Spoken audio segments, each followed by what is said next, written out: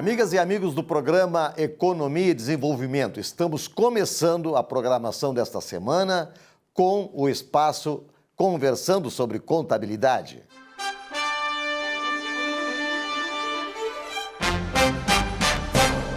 Nesse espaço Conversando sobre Contabilidade, como sempre, estamos aqui com a presença do professor Salésio D'Agostin. Tudo bem, professor Salésio? Tudo bem. Que ótimo, que legal.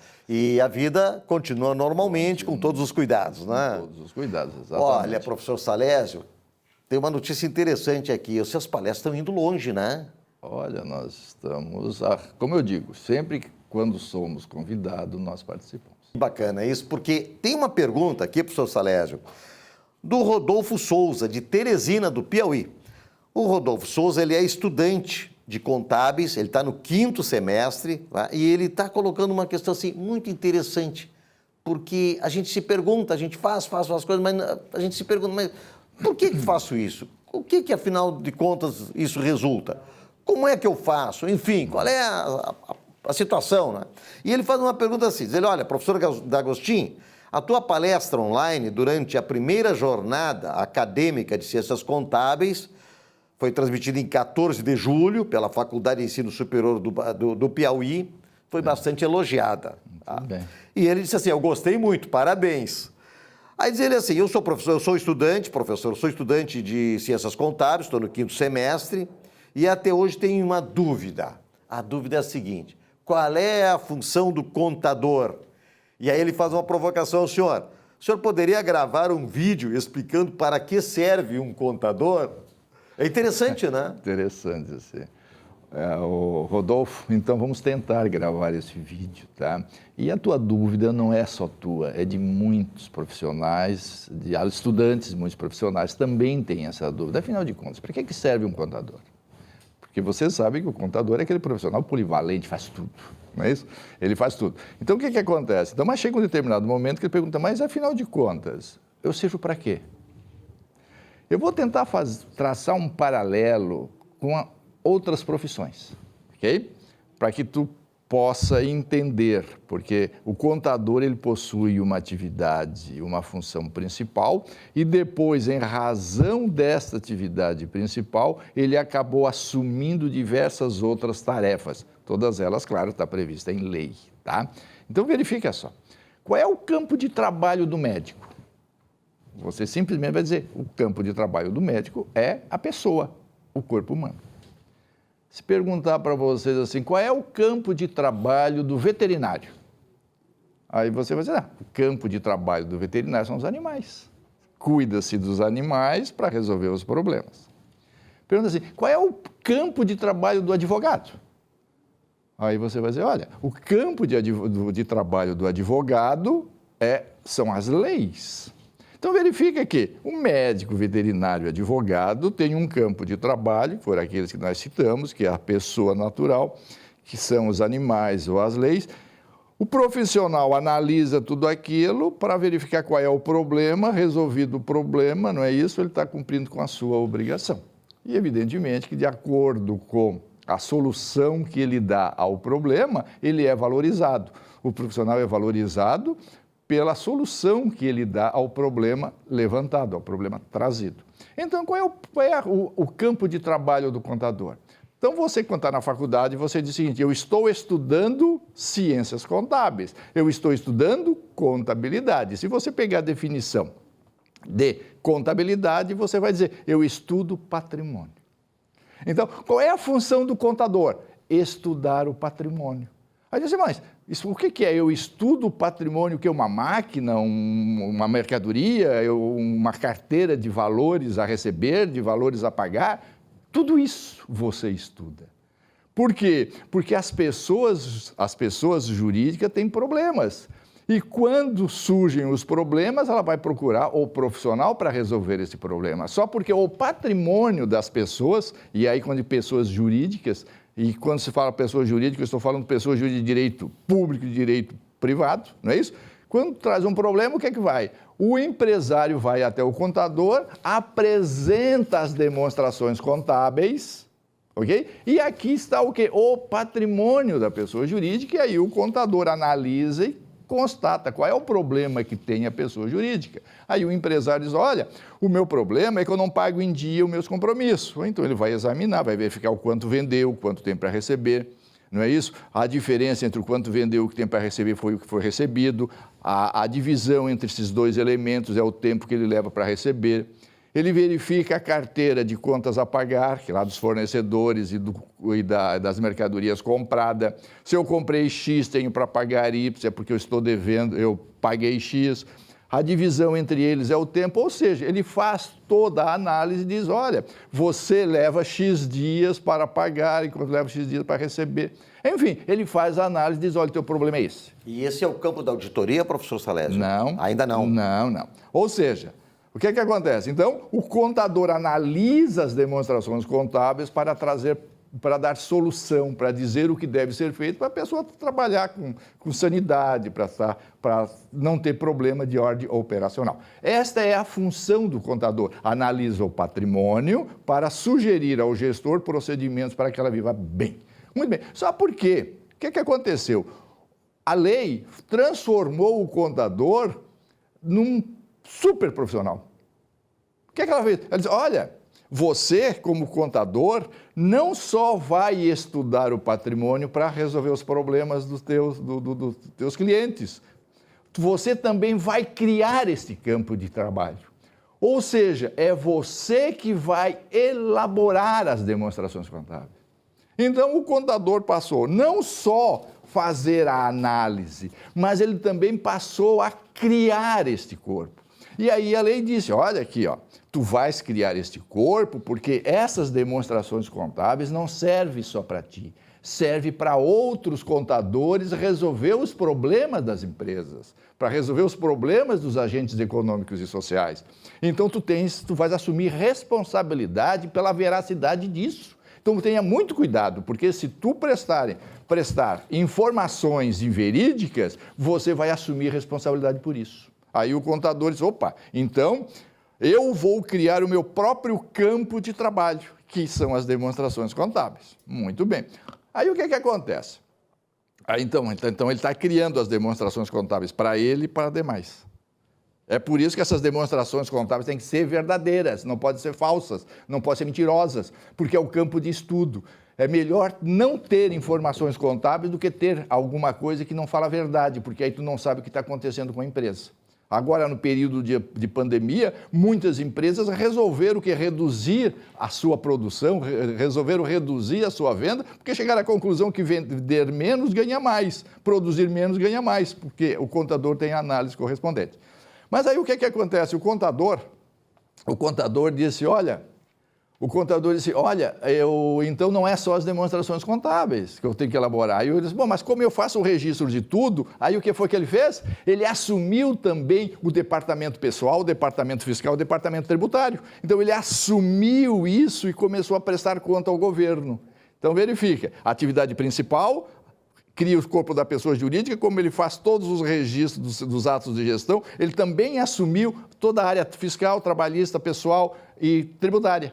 Bom, aí o Estado disse o seguinte, olha, meu contador, não é só isso. Você também, quando alguém tiver qualquer dúvida sobre patrimônio, ele vai te procurar, tu é o responsável.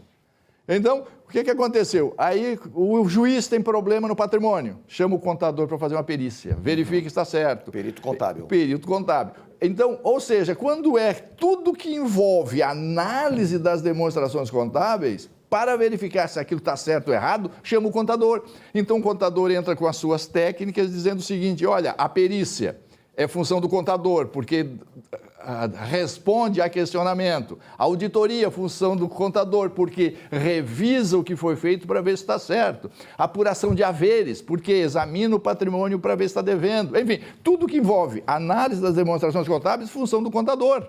Mas aí a lei diz, olha, não é só isso, não. Tu também vai assessorar outros profissionais em assuntos de contabilidade.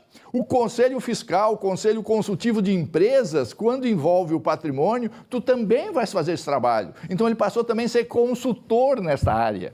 E aí ele chegou e disse, aí o Gustavo disse, não, para lá. Ah, e os municípios que não tiver Tribunal de Contas, a Câmara Municipal poderá contratar o contador para examinar as contas do prefeito e sobre elas emitir pareceres. Olha, no município que não tem Tribunal de Contas, você também vai fazer isso. Então, o que foi que aconteceu? Então, o contador se transformou num profissional polivalente, ou seja, um profissional que tem um campo próprio de trabalho, que são as demonstrações contábeis para proteger esses agentes econômicos e social, e tudo mais, ele cuida da parte fiscal, cuida da parte tributária, ele assessora as empresas, enfim, ele faz auditoria, ele faz perícia, ele presta serviço ao Conselho Fiscal, ao Conselho Consultivo das Empresas, ele faz auditoria nas contas do município quando não há Tribunal de Contas, ou seja, tudo que envolve o patrimônio monetário das pessoas jurídicas é função do contador. E esse é o profissional que é muito requisitado, é um campo de trabalho vastíssimo. O que nós temos é o quê? Fazer com que a sociedade entenda essas atividades para poder valorizar mais. Muito bem, professor Salésio. Quer dizer, na verdade, então, o contador é o homem que cuida da saúde financeira da pessoa jurídica, resumindo todo esse pacote, né? Não só financeira, como econômica. Econômica, falei financeira, mas... Não, financeira sim, econômica também. Porque financeira é pagar conta e econômica é ter lucro. Então, tá bem? Professor Salésio, muito obrigado. Olha, Rodolfo, acho que tu recebeste aí uma boa dose do que vai ser este vídeo que ele pediu, né? É isso aí. Um abraço a todos. Obrigado, professora.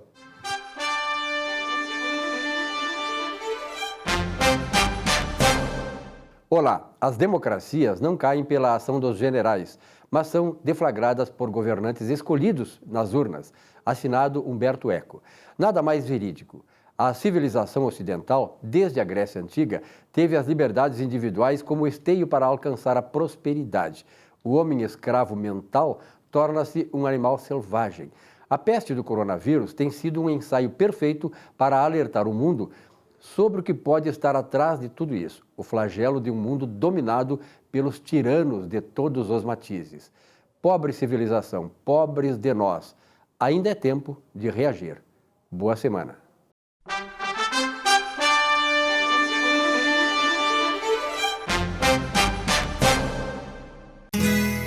Ser gaúcho é preservar as tradições, é valorizar a educação e acreditar que um futuro melhor nasce nas páginas de um livro.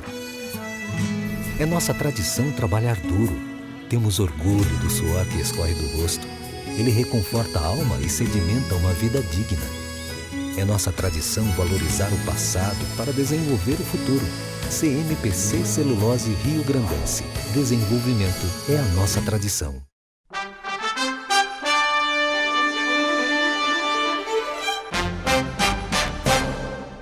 A reforma tributária está em pauta essa semana, quando o governo federal, através do Ministério da Economia, mandou a primeira fase da nova lei para ser votada no Congresso. O próprio governo reconhece que o sistema tributário brasileiro é um conjunto enorme de regras que prejudica o país em termos de competitividade, nos deixando em desvantagens tanto no mercado interno, através da concorrência desleal que não paga imposto, como no mercado externo, frente a outros países. O Brasil possui um emaranhado de leis. São 403.322 normas fiscais editadas depois da Constituição de 88. Isso equivale a 52 regras sendo alteradas por dia, uma média de 2,17 a cada hora. Imagina, uma lei sendo editada a cada hora. São tantas normas que dá um livro de mais de 42 mil páginas, tornando impossível qualquer empresa acompanhar essas mudanças.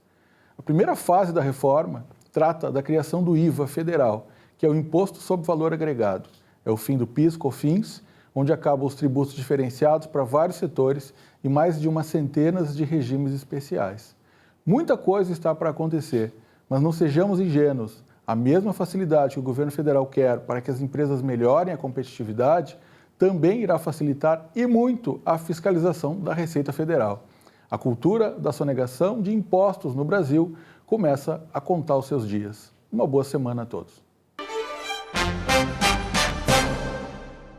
Nesse espaço do programa Economia e Desenvolvimento, estamos recebendo aqui no nosso programa 2 diretores da empresa Competência Síndicos, o Maicon Costa. Tudo bem, Maicon? Tudo bem. Como é que está? Tudo certo. E o Edson Borges. Eles estão trazendo uma novidade muito interessante para nós e vamos aqui trazer, então, para os nossos telespectadores como é que funciona, quais são as vantagens, as desvantagens, como é que se faz um trabalho de planejamento, enfim, da chamada portaria virtual. Essa portaria virtual, Maicon, ela já está bastante difundida na nossa cidade ou ainda está bastante incipiente? Ela está em crescimento, né, Vilmar? Se acredita que 17% dos condomínios de Porto Alegre já tenham portaria virtual.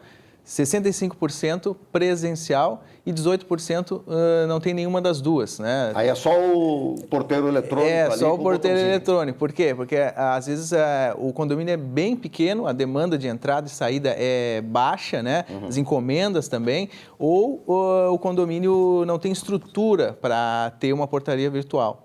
Questão de custo, talvez. Também, né? também. Essa portaria virtual, Edson, ela pega uma classe já mais abastada, uma categoria assim de classe social, tipo classe A, classe B? Acontece o seguinte, né? Na verdade, ela depende não só depende do nível financeiro do condomínio e tal, dos condomínios, mas também tem a questão de estudo para isso, né? Sim. Então, tu tem que ter um mapeamento, realmente. Tem aquela situação, o prédio quer, ou tem condições ou não, tá? Então, deve feito o estudo, a viabilidade técnica com relação a isso aí. Nós damos um apoio para o condômino, né, quando se levanta essa questão, né, para ver se realmente vale a pena ou não, né, porque às vezes o condomínio eles querem, vamos diminuir custo tirando um porteiro, né, beleza, tranquilo. Vamos diminuir 50% dessa despesa mensal, tá, tranquilo. O que acontece? Esse 50% que tu vai economizar lá na frente realmente vai te trazer um resultado também em paralelo. Então, tudo isso aí a gente tem que avaliar. A questão de segurança externa, se precisa para de dia, só para de noite. Enfim, tem todo um planejamento. Um planejamento. Na verdade, ela tá? pode, então, de fato, ela pode trazer diminuição de custo, na medida em que traz a pessoa sim. presencial ali naquele contingente de pessoas, né? Sim, mas tem que avaliar se realmente o condomínio quer diminuir custo, vai melhorar a segurança ou só vai diminuir o custo? Sim, tem que botar na todo balança esse estudo, tudo. E quais são, Maicon, as vantagens e desvantagens entre a portaria presencial e a portaria virtual? Acho que a portaria virtual, acho que o maior ganho dele é a tecnologia que é empregada. Sim. Né? Além do custo, que a portaria virtual hoje está em 60% menor o custo com relação ao Então, isso que o Edson físico. está dizendo, quer dizer, há realmente uma possibilidade de redução de custo. Há uma redução, média 60%. Né? Se tu troca uma portaria física que é 24 horas física, por uma virtual 24 horas, tu tem, em média, 60% de redução de custos. Se tu vai manter um porteiro presencial durante 24 horas, num rodízio 12 por 36, na verdade, tu tem que ter 4 pessoas. 4 pessoas. Para fazer esse rodízio 12 revezamento, por 36, no exato. revezamento Mais desse um folguista também. Exatamente, aí tem a questão das férias e tudo mais, não é? E quanto à segurança em si, Maicon, para o condomínio, haja vista que ali todo mundo fica sabendo que é uma portaria que não tem pessoas, Certo. inclusive o bandido, Certo. né? Que é o mais interessado em saber isso. Essa segurança, ela não fica prejudicada com a falta da presença do homem ali? Eu entendo que não, tá? É. Porque, como eu disse, tu traz muita tecnologia com a portaria virtual. Né? Então, é câmeras, é identificação facial, às vezes identificação da placa do carro, né, que está entrando. Então, por exemplo, da placa do carro. Se está todas as placas cadastradas do condomínio, se entrar uma placa diferente, a portaria já vai fazer um contato com o síndico ou com aquele morador onde o carro estacionou na vaga e perguntar o que aconteceu, se tu mudou de carro, se tem algum visitante. Então, há um controle muito maior. Agora, a escolha da empresa também é muito importante, é fundamental. É né? claro, é claro. Tu tem que trazer uma empresa que traga essa tecnologia e consiga Tá atenta. a ficar atenta, assim, dar o suporte necessário. Isso. E a segurança para o visitante que chegou a pé, por exemplo, e tem que ser atendido pela tecnologia. E às vezes dá uma demorinha, o cara fica ali na rua, né? Como é que fica isso aí, Edson? É assim, também tem que ter, né, no momento que o condomínio faz essa implantação que todos aceitaram ali e tal, o condômino também tem que ter a responsabilidade, assim, a atividade, não só a passividade de receber o serviço. Ela também tem que fazer a parte dela, tem que comunicar. Pessoal, estamos hoje aguardando uma empresa de entrega para que tantos volumes. Então, assim, tu preparar também a empresa, né, tu alimentar ela com esses dados, tu melhora também, tu contribui, né? Mas se o condomínio também não tiver essa atitude, né, de avisar a funcionária, hoje virão entregar uma televisão, uma caixa assim assado, pode receber, certo? E aí o que tu faz? Também comunica a empresa. Porque às vezes a empresa pega de surpresa, tu trocou de carro e não mandou o cadastro, troquei meu carro tal por um Y por um X. Tá? Domingo eu vou receber uma visita, a minha vaga vai estar disponível. Então, tudo isso aí contribui, né, para que a segurança seja melhor ainda, mais sólida também. Né? E a competência síndico dá essas orientações, no caso, quando um condomínio de vocês, assim, Maicon, eu preciso ver lá, Edson, se eu tenho possibilidade de colocar e tal, esse assessoramento a competência também faz. Com certeza, a gente faz essa avaliação, tanto se o condomínio quer baixar o custo ou quer ganhar em segurança, ou a gente faz, inclusive, essa adaptação, ver se o condomínio consegue receber, caso não tenha nenhuma, né, receber a portaria virtual, por exemplo, tem a questão da clausura, né? Então... Isso eu ia perguntar, Maicon, se a portaria virtual é só tirar a pessoa dali e colocar o equipamento ou precisa mais alguma infraestrutura para dar mais segurança? Não, acho que a principal da portaria virtual, por exemplo, é ter essa clausura, onde O que é a clausura? Tem que explicar para o nosso telespectador aí. Seria uma espécie de gaiola, né? Vamos dizer assim, para ficar mais entendido. São 2 portões, né? Um quadrado de grades, onde fica 2 portões. Então, tem o primeiro nível, a pessoa fica presa ali dentro, né? 2 estágios. Então, no momento que ele está liberado, ele passa o segundo estágio e está dentro do réu. Na verdade, no primeiro estágio é mais para a segurança dele próprio. Dele, e do condomínio também. E o segundo portão está dando segurança para o condomínio. Exato. Né? No momento que ele passou o segundo, ele está ali. E ali, nessa clausura, ele está se comunicando virtualmente com quem está lá na empresa atendendo de forma remota, é isso? Exato. Ou com a empresa de forma remota e a empresa com o morador da onde ele quer entrar, né? Da onde ele quer atender. Algum incidente, Edson? Olha, pelo menos com nossos condomínios hoje que nós atendemos, ainda não ocorreu. Esperamos que não ocorra, né? Que não ocorra, né? Mas a gente aprova bastante, né? Vocês essa recomendam? ideia, claro.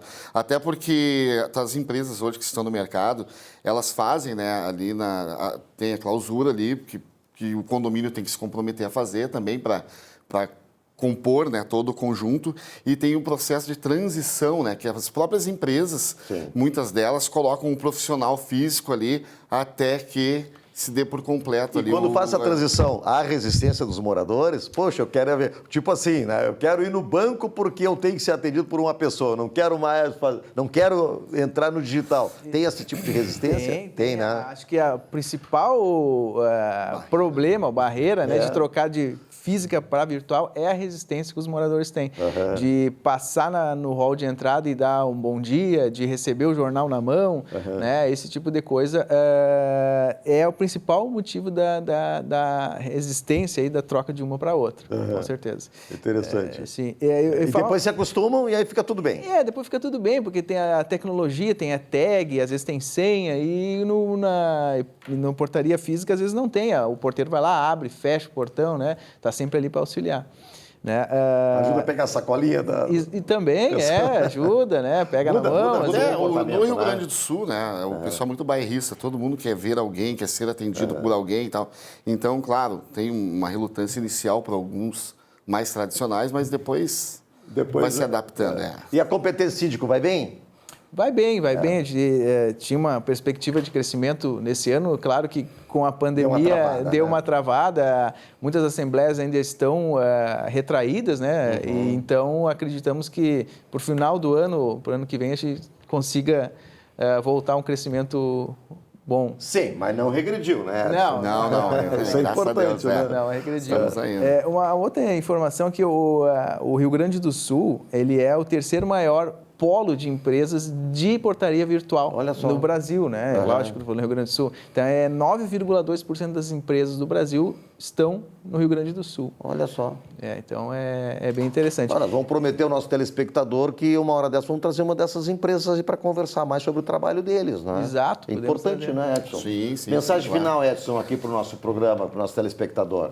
Certo, assim, a Competência Índice está no mercado há um bom tempo, né? Temos muita expertise no que a gente faz e estamos aí à disposição para os clientes que quiserem nos contatar. Telefone. Também. É o 998-491-497-51 é o código. 998 491-497. 491-497. Isso aí, Competência É isso? Índice. É isso.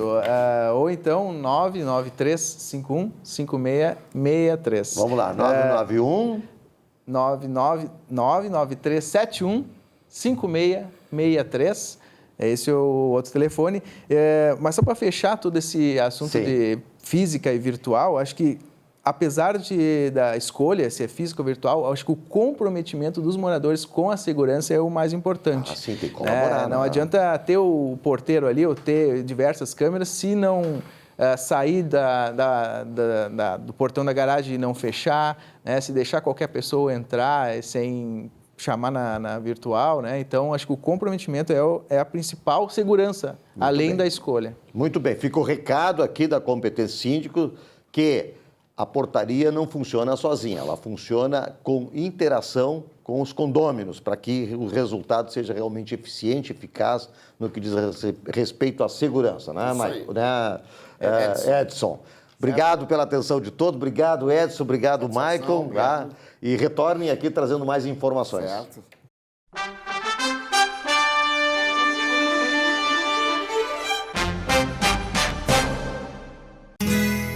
Ser gaúcho é preservar as tradições, é valorizar a educação e acreditar que um futuro melhor nasce nas páginas de um livro. É nossa tradição trabalhar duro. Temos orgulho do suor que escorre do rosto. Ele reconforta a alma e sedimenta uma vida digna. É nossa tradição valorizar o passado para desenvolver o futuro. CMPC Celulose Rio Grandense. Desenvolvimento é a nossa tradição.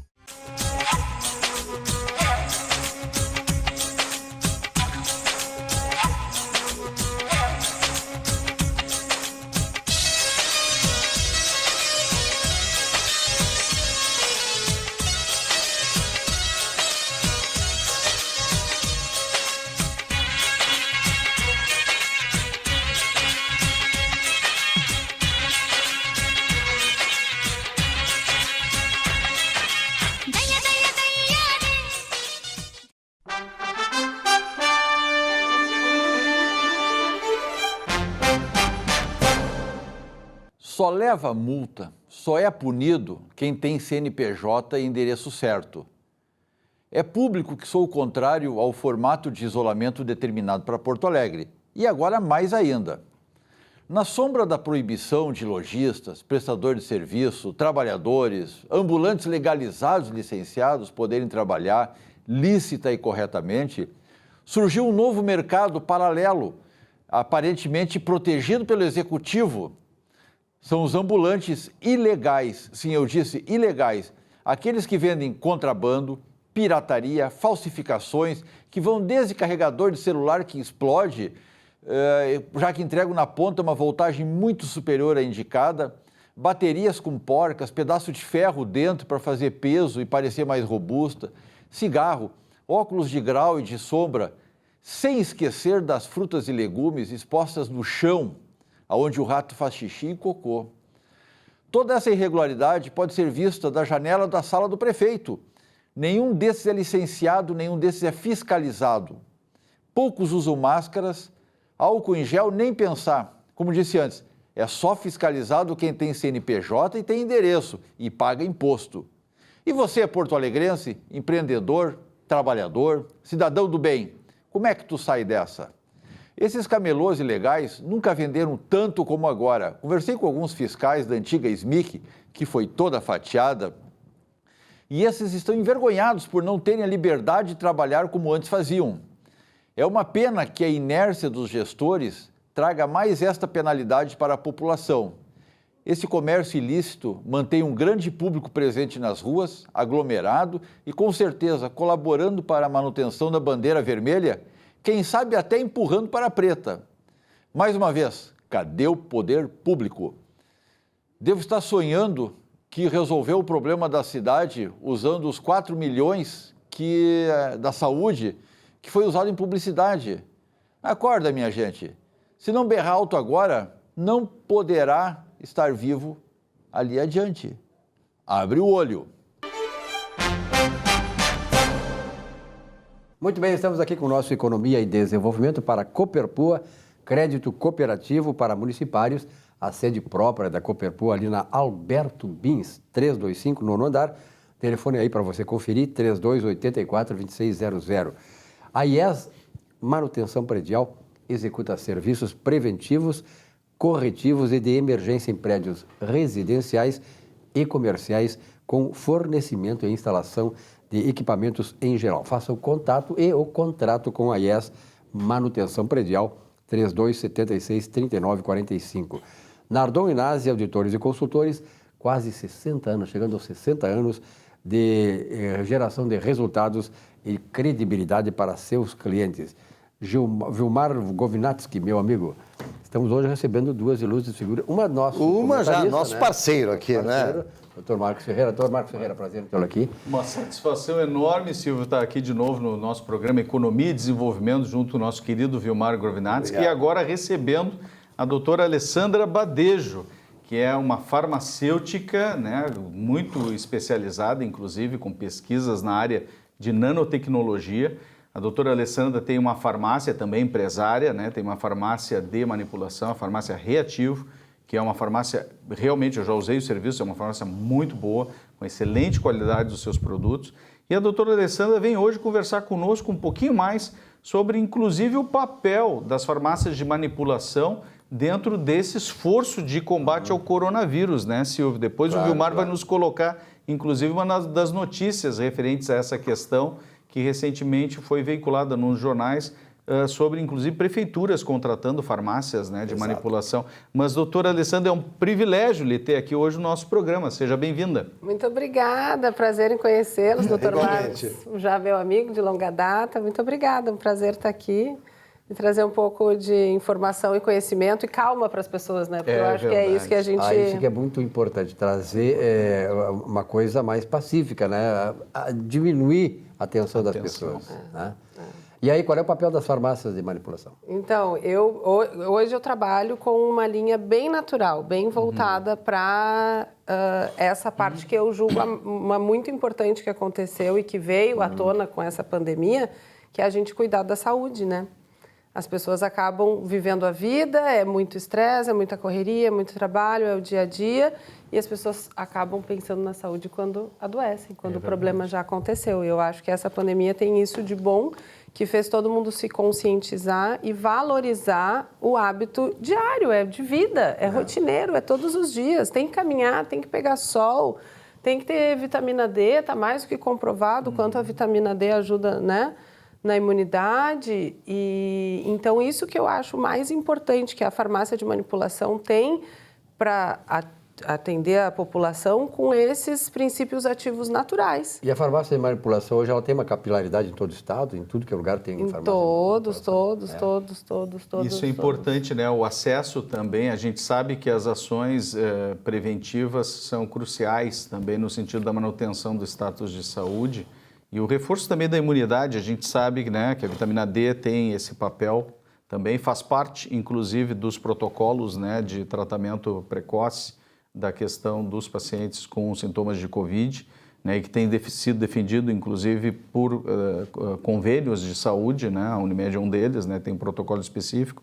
Então, nós devemos sempre nos lembrar que além das farmácias tradicionais, as farmácias de manipulação têm um papel importante nisso, né, doutora Alessandra? E uma das coisas que eu fico pensando, assim, a senhora verificou ou percebeu durante esse período também algum impacto da própria crise econômica, né, nesses 4 meses, mais de 4 meses que a gente vem convivendo com a pandemia?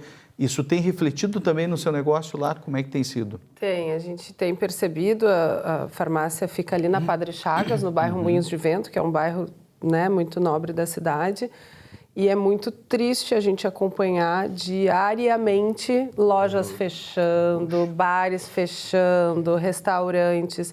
Isso é perceptível e a gente percebe também no nosso movimento os clientes dando uma segurada, clientes, né, pedindo que a gente reveja algumas formulações, o que a gente pode fazer, então... E o mais grave também é o seguinte, né, que tem CNPJ sendo cancelados, mas CPF sempre tem o CNPJ não existe sem o CPF. Quer dizer, a empresa também é vida. Com certeza. Doutora Alessandra, como é que a gente chega na farmácia de manipulação? É somente através de um receituário médico, de uma solicitação, de uma requisição médica? Eu preciso, claro, evidentemente, ter um exame laboratorial para... Vamos pegar um exemplo que é bastante corriqueiro aí, que é essas questões de fungos. Tá? Eu posso chegar na farmácia de manipulação e dizer, doutora, eu estou aqui com um exame laboratorial, gostaria de que a senhora me produzisse um medicamento para este tipo aqui de lesão que eu tenho causada por um fungo. Como é que eu chego na farmácia? Porque, na verdade, doutor Marcos, a farmácia de manipulação ela não é uma coisa assim muito rotineira. A gente chega na farmácia direto ali para comprar um medicamento, sabe o princípio ativo e tal, ou não sabe, ou ele é receitado ou não é receitado, enfim, não é? Ou está liberado. Mas na farmácia de manipulação eu tenho essa curiosidade, acredito que o telespectador também. Pois então, nós farmacêuticos temos autorização para fazer um atendimento farmacêutico e uma série de princípios ativos nós temos autorização para prescrever. Nesse caso do fungo, claro, a gente sempre aconselha que problemas mais sérios como esse do fungo tem que passar por um dermatologista, né? Enfim, alguma especialidade, dependendo do local do fungo. Então, sim, isso é possível. Tem uma atividade muito legal que o farmacêutico faz e que muita gente não sabe, que é o atendimento farmacêutico. Então, para toda essa questão de suplementação, a gente pode acompanhar os exames laboratoriais e todos esses fitoterápicos, alguns, claro, né, e com as dosagens seguras e com toda a conscientização do não abuso de uso de medicamentos, a gente tem muita coisa natural que nós farmacêuticos podemos produzir a partir do exame laboratorial. Sim, sim. E temos também, eu acho muito interessante essa área da medicina que vem trabalhando com aromaterapia. Então, tem muitas outras linhas naturais que a gente pode sim fazer. Nesse momento, inclusive, que nós estamos vivendo dessa pandemia, a gente tem, assim, conseguido ajudar muita gente, porque o que tem vindo de demanda de pessoas que não estão conseguindo dormir, que os filhos em casa, que as crianças não dormem. Então, assim, com lavanda, óleo essencial de lavanda, tem muita coisa, passiflora, tem tinturas... Florais, né? Situação do estresse dentro das casas, em decorrência dessa convivência forçada, né, e aprisionada dentro dos domicílios. Na língua inglesa eles usam muito homesick, né? Quer dizer, as pessoas ficam doentes por ficarem tempo demais em casa. Então, isso realmente, a consulta farmacêutica, né, que já está sendo prevista, inclusive numa boa interação, nós tivemos uma live importante com o vice-presidente do Conselho Regional de Farmácia, e a interação está muito forte também junto com o Conselho Regional de Medicina, para que existam as claras, as limitações, né? Obviamente, o reforço do que seria os limites de cada especialidade, né? De cada profissão dentro dessa assistência, mas preconizando sim o papel do farmacêutico dentro da assistência farmacêutica e também na assistência ao paciente, né? Isso é muito importante também, a gente deve lembrar o nosso telespectador na questão da adesão ao tratamento. No momento em que a gente entra numa fase como essa que a gente vive hoje, pandemia, e que tem essa discussão tremenda se trata precocemente ou não trata precocemente, se o paciente entrar dentro de um protocolo de tratamento precoce, que ele realmente faça o tratamento de forma adequada, né? Porque ele também tem um objetivo previsto. Deixa eu lhe perguntar, doutora Alessandra, dentre esses medicamentos que estão circulando por aí, como sendo preventivos, um deles é a ivermectina, enfim, a senhora produz também na sua farmácia? A ivermectina, sim. A hidroxicloroquina foi retirada do mercado. Não sei como é que está agora, se parece que já estão, né? Eu acho que sim, parece. Existiu uma iniciativa governamental, inclusive, para poder disponibilizar mais a hidroxicloroquina, inclusive com a doação americana que houve da droga, né?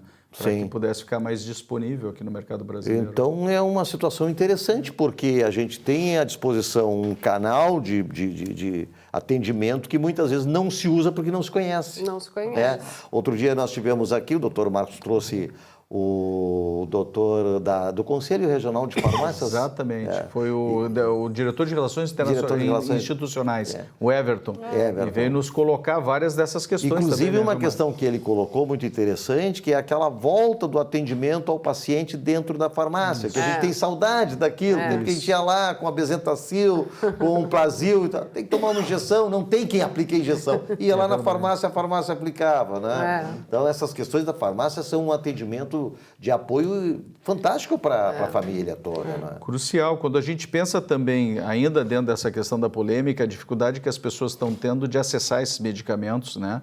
Eu já tive relato, inclusive, de pacientes procurando em lojas de PET, né? Veterinárias, para poder ter acesso, por exemplo, à ivermectina, por falta do medicamento nas farmácias tradicionais.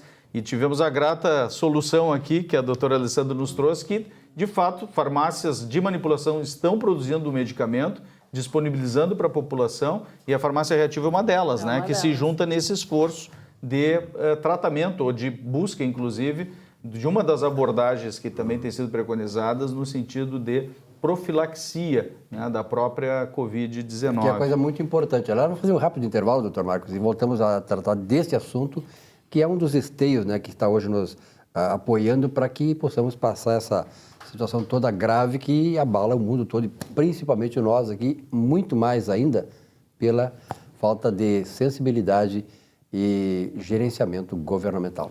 O rápido intervalo, já voltamos.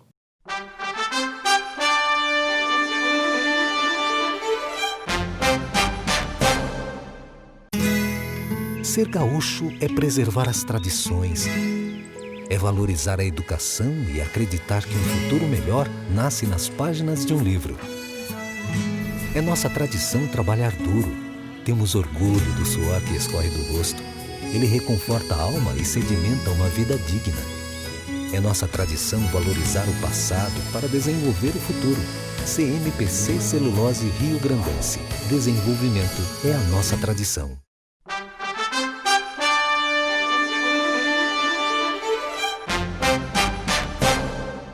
Bom, estamos de volta com o nosso último bloco do Economia e Desenvolvimento dessa semana, conversando aqui, nossa convidada especial, a doutora Alessandra Badejo, farmacêutica, doutor Marcos Ferreira, médico, e nós curiosos, né? Nós aqui aprendendo alguma coisa. Nós curiosos, eu e o Vilmar, economista, jornalista, e o Vilmar que tem é administrador, é advogado, empresário, essas coisas todas. Eu tinha uma questão para a doutora Alessandra. Pois nós estamos falando sobre essa produção desses medicamentos aí que são preventivos. E tem uma notícia, doutora Alessandra, de hoje, falando de Igrejinha. Igrejinha contratou uma farmácia de manipulação para produzir 2 medicamentos. Não sei dizer quais são os 2 medicamentos, mas foi contratação da prefeitura para que essa farmácia produza os medicamentos e a prefeitura vai disponibilizar gratuitamente para a população. Igrejinha, aqui ao lado, Vale do Paranhana. Essa é uma situação interessante, importante, né, doutora? Maravilhosa. Fica a dica, né? Fica a dica, exatamente. Parabéns, prefeito de Igrejinha. Nós muito. precisávamos também dar parabéns para muitos outros, mas não temos como, né? Pois é, enquanto uns dizem que não tem que fazer, porque não tem que usar, porque a coisa ficou meio politizada, outros estão usando e está dando resultado. A ivermectina, por exemplo. O doutor Marcos sabe muito melhor do que todos nós aqui, em função do trabalho dele na medicina tradicional, do fato, por exemplo, desses países aí, africanos que usam muito a ivermectina em função das suas situações lá locais de endemias, né? E tal. Endemias, portanto, lá a situação de morbidade por Covid-19 é muito baixa, né, doutora? E não tomar, né? Por que não? Né, doutor Marcos? Então, a gente pega os relatos também, né? Eu estava conversando com a doutora Alessandra aqui, ela contando justamente de uma pessoa familiar conhecida, né? Que teve uma viagem pela Europa, acabou visitando uma fazenda e é também da área médica, e lá teve uma escabiose, que é a popular sarna, né? Desenvolveu por causa de contato com animais. E usou ivermectina para tratamento, toda a família, e ela retornou para o Brasil e já entrou direto na atividade de linha de frente do tratamento do Covid. E diretamente, até o presente momento, em 4 meses de contato direto com pacientes de Covid, não desenvolveu nada, né? Então, a gente tem vários relatos desses sendo realmente veiculados. Agora, é interessante, doutor Marcos, essa questão que o senhor coloca, que é a seguinte, assim, a hidroxicloroquina, essa ivermectina também, né? Quer dizer, alegam que não tem uma, digamos assim, uma segurança científica. Então, proíbem. Agora, a máscara. Eu tenho muito mais gente dizendo que a máscara não resolve porcaria nenhuma e é obrigada. Quer dizer, são os paradoxos, né, que nos atemorizam, porque, afinal de contas, não tem... Aqui, em primeiro lugar, no Brasil, o presidente da República, o Ministério da Saúde, foi detonado, que o Ministério da Saúde não tem ingerência nenhuma. Quem manda são os governadores, né? E agora estão tentando, como a coisa não deu certo, estão tentando compartilhar isso com os prefeitos, que é uma posição muito murrinha, eu diria lá na minha terra uruguaiana, murrinha, dos governadores que erraram, como os prefeitos erraram, e agora querem distribuir com a população as responsabilidades do que está acontecendo aí, das vidas que estão sendo mortas, que estão sendo perdidas, não estão sendo salvas, estão sendo perdidas pela má gerência pública. Não, é uma situação realmente séria, e em particular em relação à máscara, na verdade a gente já usa dentro do meio médico, né, e dos profissionais de saúde, como uma forma de proteção aos nossos pacientes, né? Isso em ambiente cirúrgico, sou cirurgião, isso faz parte da nossa vestimenta básica, né, de proteção ao paciente. Mas essa máscara é especial para isso. É máscara específica para isso, né, Silvinho? Mas, assim, realmente, em relação aos estudos populacionais sobre isso, acho que ainda tem muita coisa para ser discutida.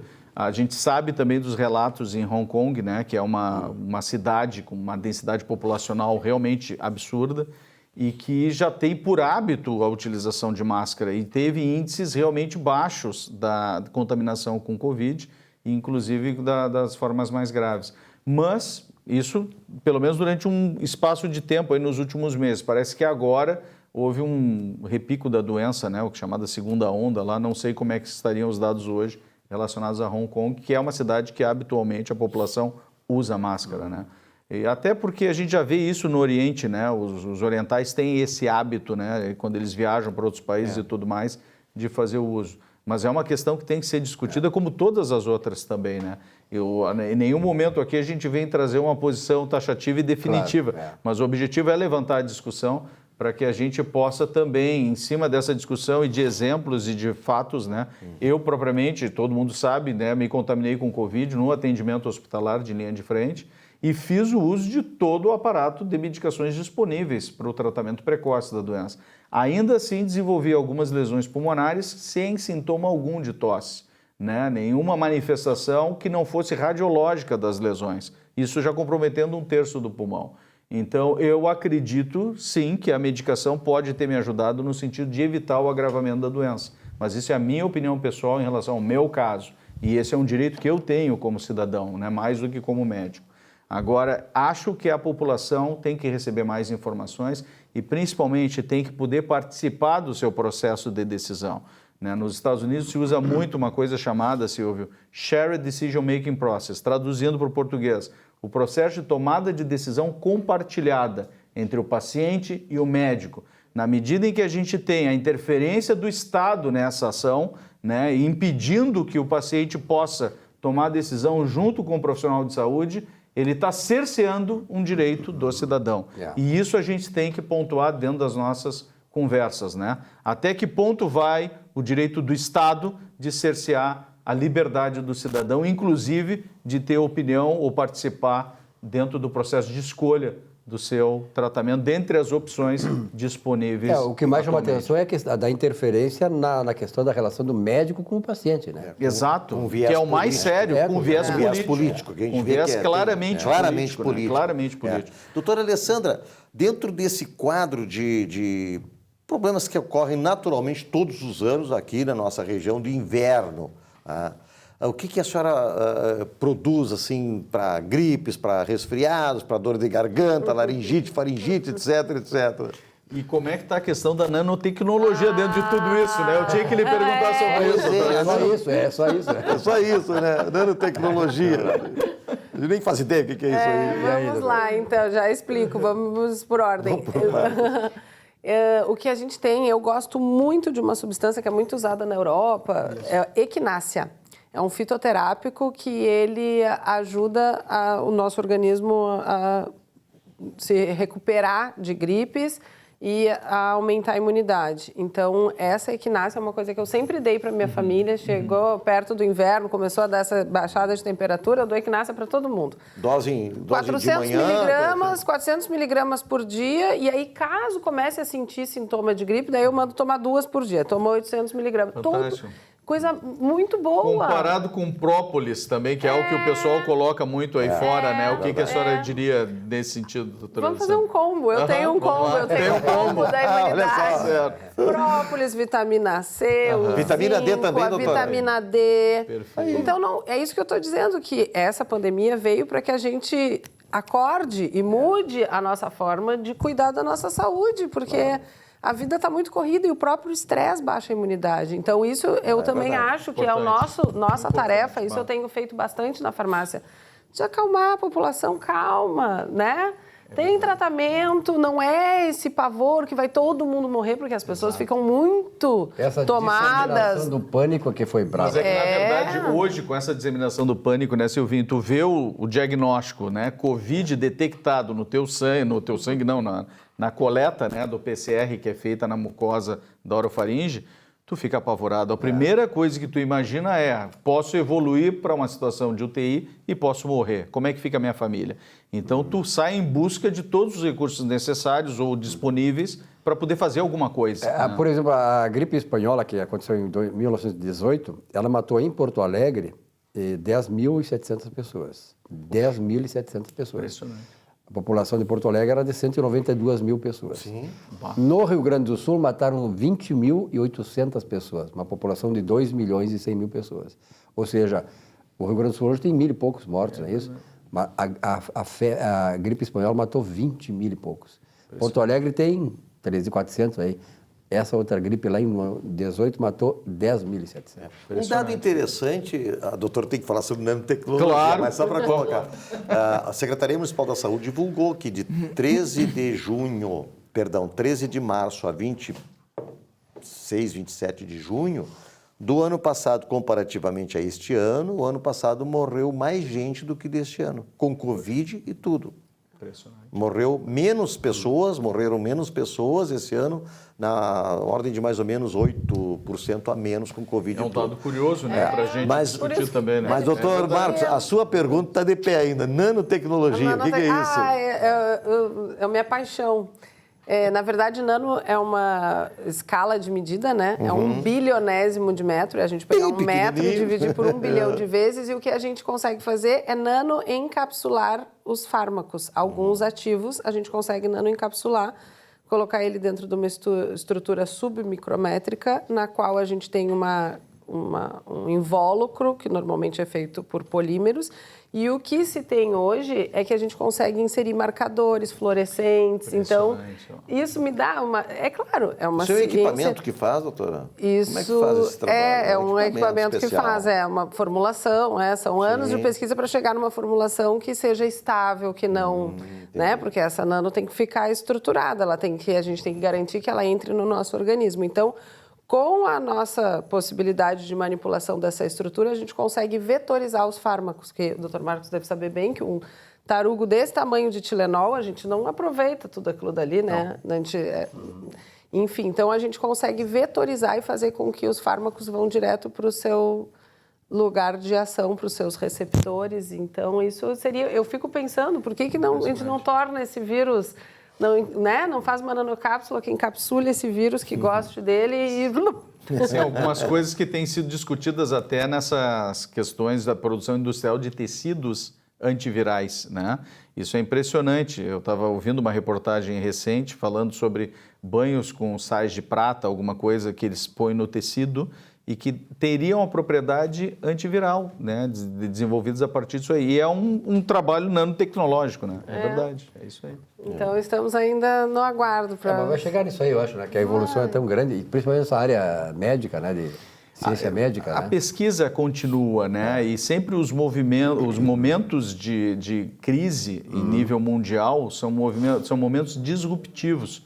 Também no sentido de aceleração também a pesquisa, de pesquisa, de conhecimento, né? Eu vejo a quantidade de recurso que está sendo mobilizado por diversos governos, da ordem de bilhões de dólares, para novas pesquisas, não só no desenvolvimento de vacinas, As vacinas tratamentos. É um exemplo, né, doutor Marcos? É um exemplo a enorme. rapidez dos testes da vacina. Nunca ocorreu isso antes. Uma reportagem recente falando, inclusive, hoje de manhã, né, que o governo americano está disponibilizando uma cota inicial de 10 bilhões de dólares para diversos laboratórios que apresentem qualquer proposta de desenvolvimento de vacina, né? Impressionante. Olha, assunto muito bom, aliás, presente e oportuno, né? Nós vamos trazer a doutora Alessandra outras vezes aqui, né? Com certeza, Porque, afinal com de contas, certeza. não só neste momento, mas os desdobramentos, né, do coronavírus, com aquelas soluções que certamente vão surgir pela ciência e tal, vai ser muito importante trazer isso e passar para você. Doutora, muito obrigado pela sua presença. Eu que agradeço. Parabéns pela convidada hoje. Aqui foi Obrigado. nota 1000, né? Para todos nós aqui, né? Sempre brilhantado. E principalmente para os nossos telespectadores de todo o Rio Grande do Sul, tá?